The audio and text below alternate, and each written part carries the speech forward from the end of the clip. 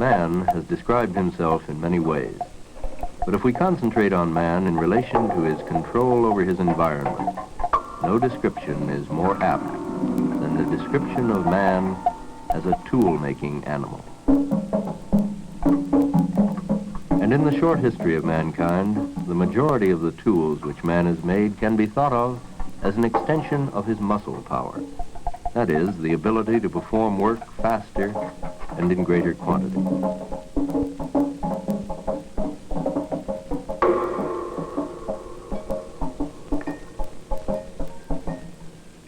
However, in the mid-1940s of the 20th century, a different kind of tool was invented. A tool for extending certain of the powers of man's mind. This tool is the electronic computer.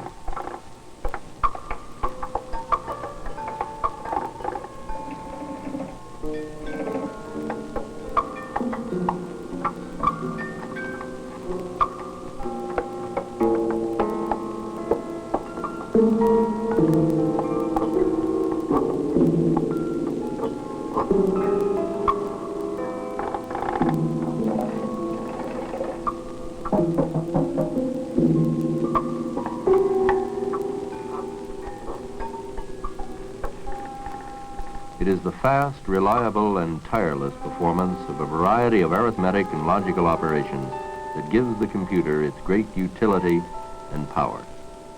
But merely looking at a computer won't tell us very much about what it actually is doing.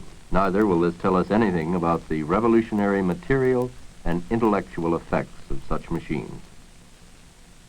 We can easily see the material and intellectual effects of, say, machines for transportation. We know that the modern jet aircraft represents a great increase in speed over the earliest aircraft. We also know that modern airplanes have made the world smaller and changed our way of thinking about ourselves and our world. And future means of transportation will bring even more rapid and radical changes. But even the difference between the speed of an ox cart and the fastest rocket is small when compared with the difference in speed between calculation by hand and calculation by computer. For example, the first electronic calculator to be completed could do the work of 50,000 people working by hand. Scientists, when they speak of a great change in speed or size, prefer to speak in terms of a unit of measurement called an order of magnitude, meaning 10 times as much. Dr. Richard Hamming, a research mathematician for the Bell Telephone Laboratories, in a paper presented before a meeting of the American Academy for the Advancement of Science, put it this way. The computer revolution is often compared with the famous Industrial Revolution in importance and scope. The Industrial Revolution effectively freed man from being a beast of burden. The computer revolution will similarly free him from dull, repetitive routine. The computer revolution is, however, perhaps better compared with the Copernican or the Darwinian revolution, both of which greatly changed man's idea of himself and the world in which he lives. Before getting into the main part of this paper, it is necessary to discuss briefly the idea of a change in a technology. Change is often measured in units of an order of magnitude, meaning roughly a factor of 10 times as much. It is a common observation that a change of an order of magnitude in a technology produces fundamentally new effects. As an illustration, consider the following example. Modern jet planes are about 1 order of magnitude faster than Wright brothers' first plane. Another example, the fastest missiles are somewhat more than 2 orders of magnitude faster, meaning about 300 times faster. Automobiles are used at speeds around 1 order of magnitude faster than a horse and wagon. Each of these have produced whole new effects. Indeed, it is said that the automobile has produced even a change in our morals. Computers have improved in speed by at least 6 orders of magnitude. a millionfold. In order to understand the factor of a million, consider the following two situations. First, that you have only $1, and second, that you have $1 million. You can readily see that in the two situations there are fundamentally different effects. You adopt a different view of yourself and the world in which you live. Along with the change in speed, there has been a great increase in reliability, so we now do much longer computations than were practicable by hand. Finally, with the increase in speed, there has been a corresponding decrease in the cost, something more than 1,000 times cheaper.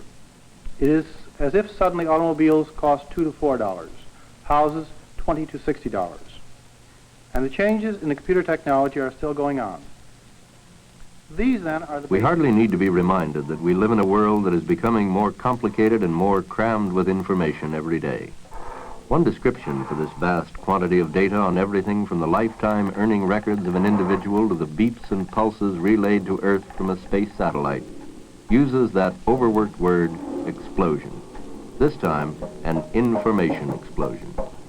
The computer is an invaluable tool for processing these millions of bits of information in accurate, fast, and economical fashion, in accordance with rules and instructions provided by the human programmer.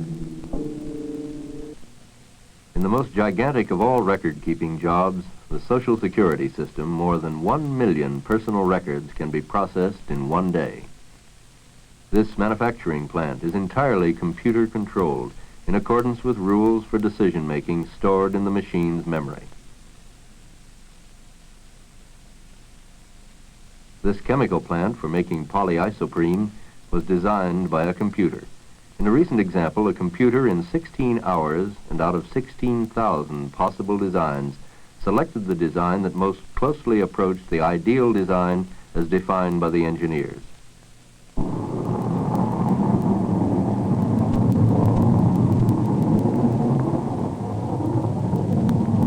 And this actual firing of the multi-million-dollar Saturn rocket was simulated on this computer many times before the actual firing was authorized. And these simulated firings, which helped eliminate many of the problems in the functioning of the rocket, cost only a fraction of what an actual launching would have cost. Each of these operations, record keeping and accounting, control, design, and simulation, is achieved through the manipulation of numbers according to instructions and rules given to the computer by the programmer. But what are these rules, and what is the relationship between numbers and the real things they are said to represent? These are some of the questions that we put to the scientist, whom we've already seen, Dr. Richard Hamming, research mathematician at the Bell Telephone Laboratories. Well, I would say that at present at the Bell Telephone Laboratories, we do about 10% of the experiments on a computer and about 90% in the laboratory. I would expect that in time we will do 90% on the computer and 10% in the lab. Speed, cost, and effort favor the computer over the laboratory approach. This advantage is possible because we construct a mathematical model rather than a material model. I use the word construct because the mathematical equations are the construction rather than a materialistic physical model. It is perhaps fortunate we have found, particularly in the field of physical sciences, that our predictions based upon the mathematical models agree very well with what we observe in the physical world. The 19th century physicist Heinrich Hertz described the concept of a model in these words: "We make for ourselves internal pictures or symbols of external objects, and we make them of such a kind that the necessary consequences in thought of the internal pictures are always pictures of the necessary consequences in nature of the object symbolized." The idea of a mathematical model is fairly easy to understand. A very simple, trivial example is the numbers you calculate on your check stubs. You combine various numbers by addition and subtraction, and they correspond in a very real sense to the amount of money that you have in the bank. The mathematical model is the numbers you manipulate. The amount of money you actually have in the bank is the physical world. Let us consider now a slightly more complex example. This is a common experience for most of us.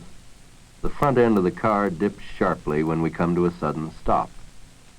In technical language, there is a transfer of weight from rear to front in the action of braking. A mathematical model of this transfer of weight can reveal exactly how much weight is on both wheels. And different road surfaces and braking conditions will result in different weight distributions. But the mathematical model for the transfer of weight from rear to front will remain the same. In this mathematical model of behavior in an automobile, we can use a computer to simulate what would happen in actual practice. We have actually found that our mathematical models of automobile traffic predict very well many of the effects which we observe. Returning to our more general remarks about the use of computers, we first use computers to simulate situations in engineering, situations which we had been doing before by hand. The computers allowed us to do much larger and more complex problems. But this ignored the order of magnitude effect which we spoke of. We are now beginning to use the machines in entirely new ways on entirely different problems. And this is the exciting part. This is the intellectual aspect of applying the machines to completely new ideas that has so excited many people in the field. One of the characteristics of human beings is that among other things that they do is that they solve problems. And what it means, of course, to solve a problem is being able to not only get an answer to a question that arises in a particular situation, but then to find other cases that are similar to the initial one, so that we are in effect in a position to solve not just one concrete problem, but a whole class of them. This is For Professor example, Ernest Nagel, a leading logician and philosopher from Columbia University. Once a domain has been developed to the point where answers can be given from a given set of assumptions simply by following some set of instructions or some rules, then it's not entirely evident that one should be thinking of the significance of every step that one is performing. Well, is it also possible to instruct machines to follow the rules of thought? Indeed, I think this is, of course, the basis for having machines or computers, since their entire task consists in following a set of rules or programs, so that in a very short span of time, they're able to come out with an answer that would have taken human beings an extraordinary length of time to produce. It seems to me that the computers, because they enable us to ask new questions, also enable us to get entirely new answers. They do not answer all the old questions, but because the questions are new, the answers are also new and very exciting. There is a strong tendency to speak of the machine as solving the problem, when in fact, really it is the program which describes to the machine what the machine is to do. This is overlooked, and I think a great deal of confusion arises from this. It is not that we do not have adequate machines to solve our problems many times, but rather we lack adequate descriptions of how to solve the problem. And this is a very important point to understand. As we spread out and learn more and more about our techniques of solving problems, we will be able to do wider and wider class of problems. And it is not the machine so much as it is our lack of ideas that controls. Mathematics has been called the one universal language of mankind. It is perhaps our most powerful tool for problem solving. And in terms of subject matter, pure mathematics and logic are one and the same. The subject matter consists in the relations generally expressed by if, then necessarily. Computers have been called machines for logic. The human problem solver must first define the problem. He must also provide the machine with instructions as to the steps necessary to solve the problem.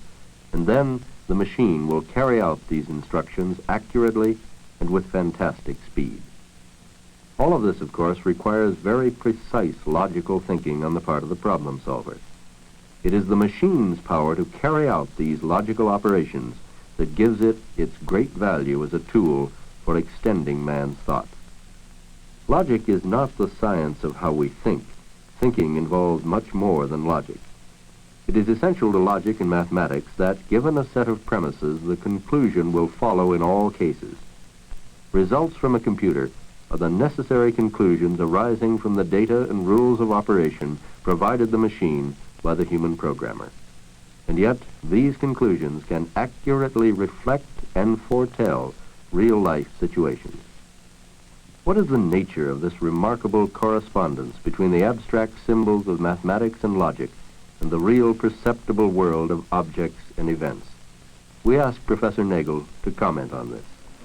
Well, I would like to say something about that, because this has been, I suppose, for many, many centuries, a problem that has occupied men, and because of the apparent agreement of what we might call reality or nature with the language that we employ, whether it is ordinary English or whether it is the language of mathematics, the apparent agreement between reality and the symbolic representation, men have speculated about, sometimes about the origin of the world, something about the necessity of there being some particular kind of creative agency. And so, if one asks, why is it that the consequences of assumptions that we make are in agreement with in nature, the answer is because nothing can count as an instance of the assumptions that we make unless the assumptions themselves are confirmed. The electronic computer in the service of the human problem solver reflects back to him the consequences of the assumptions he employs when he builds a mathematical model of a real-life situation. So that rather than saying, as for example, the late Sir James Jeans maintained, that the fact that mathematics is used in exploring nature, he maintained that this shows that there must have been a divine creator, and moreover that the creator was a mathematician. In terms of this simple reminder of the sorts of things that enter into applying any formal system to any segment of nature, one would have to say the reason why nature conforms to our assumptions is not that there was a mathematician who created it, but simply that nothing would count as an instance of the assumptions unless it also conformed to whatever consequence was deduced from it. The problem-solving power of mathematics and logic, combined with the speed and accuracy of a machine for carrying out these operations, is the basis of the computer revolution. But does this mean that a computer can produce a new idea or make an original contribution to knowledge? We asked this question of both Professor Nagel and Dr. Hamming. It depends entirely upon what you mean by a new idea. In some senses, the machine only produces what you expect. On the other hand, you do not foresee all combinations, and the machine often produces combinations which you had not foreseen and have the impression of novelty. Well, the question is to whether machines or computers are capable of original thought or of making original contributions to knowledge is a very much debated one, but before one can properly discuss it, it seems to me it's very important to distinguish between two senses in which a statement or an idea might be said to be original. The two senses are a psychological sense of originality and a logical sense of originality. And I think perhaps the best way of making the distinction clear is first with an illustration. When a child is given an elementary arithmetical problem, for example, to find the sum of two numbers, when he gets the answer, the conclusion is something that is novel or new to him. So psychologically, of course, he gets the sense of having made a discovery. Nevertheless, the answer is something that is necessarily or logically implied in the premises or the assumptions, and the process of thought here simply is to unravel or make explicit what was already contained in a logical sense in the premises. I think I'd risk going out on a limb here and say that it seems to me that, at least on the basis of our present conceptions of the capacities of computers as well as the actual ones that have been constructed, that computers do not come up with logically new ideas, and unless the nature of the beast changes very radically, that they cannot come up with logically new ideas, given the assumptions that underlie the present theory of computers. Many people are attempting to use computers to replace man. I am much more interested myself in using man and machines as a working combination. I believe that some of the future is already fairly clear. It is obvious that the machines can do routine, logical consequences much more rapidly and much more accurately than a human can. Therefore, I believe we will gradually push the detailed logical parts, the methods which we use, onto the machine, and we will reserve for ourselves the creation of new ideas and the direction of the research. Thus, man-machine combination will find a dividing line passing gradually from man over to machine, the machine taking more and more of the burden as we learn how to use the machines, and as the machines become more powerful, and we will find ourselves left in the more creative aspects of the problem, deciding what it is worth attacking, what are the problems which we wish to solve. These kind of questions we do not know how to give the computer and seem best reserved for man at present. I think we have to say that in this respect, the human mind is capable of doing things that none of the machines that are available today is capable of doing. This certainly doesn't foreclose the question whether sometime in the future machines might not be devised so that exactly this kind of a thing will be credited to machines. But at present, and this is all that one can say at the moment, there are clear lines of demarcation between the capacities of the human mind in respect to the capacity to make contributions to knowledge which is our original. Dr. Hemming, will you give me some of your summary thoughts on this computer revolution? Well, the word revolution is used very freely these days, and yet I think there's some meaning to the words the computer revolution. We have got an increase in computers of 1,000,000-fold, decrease in costs by 1,000, as we said before.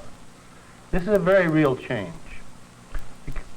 But the question still arises, will this revolution continue? It seems to me, in view of the political situation in the whole world, that no responsible group can oppose the coming computer revolution. Therefore, it seems to me we have a real one which will continue.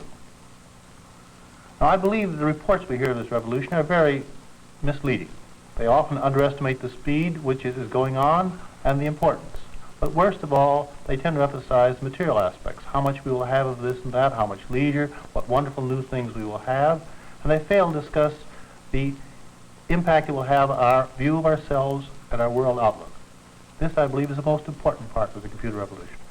I do think that as a consequence of these increased complexities in society and the obviously greater degree of control that will have to be exercised if we are not going to run into each other constantly, it does require us to think seriously as to how in the future we, or perhaps more specifically our children and grandchildren, will be able to realize the potentialities that we would like our own society to enable us to develop. We shall have to find ways of training ourselves how to enjoy the leisure that we presumably are going to have, the greater leisure that we're going to have, in such a way that instead of being frustrating and making life a perpetual boredom, will enable us to engage in creative activities. This seems to me to be the central problem that faces Western civilization insofar as the material goods of life are going to be increased, but it does raise a fundamental issue as to how what was sometimes called the spiritual aspect of life, or I would prefer to call it the creative aspect of individuality, will be given a room for development. Now, there's no simple answer to this question. If there is any mystery in the computer revolution, let's be sure that the mystery is located in the right place. In spite of its magnetic memory, complex circuitry, and so on, the mystery is not in the machine. The sense of awe and mystery that we may experience when we see a computer in operation is really awe at the accumulated months and years of thinking by human problem solvers reflected back to us at fantastic speed.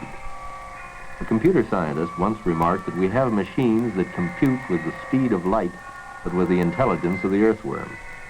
While it is true that the computer can be called a kind of brain, although a very limited one, in order to solve any problem, the computer must first be instructed by a human programmer who has painstakingly and logically analyzed the problem.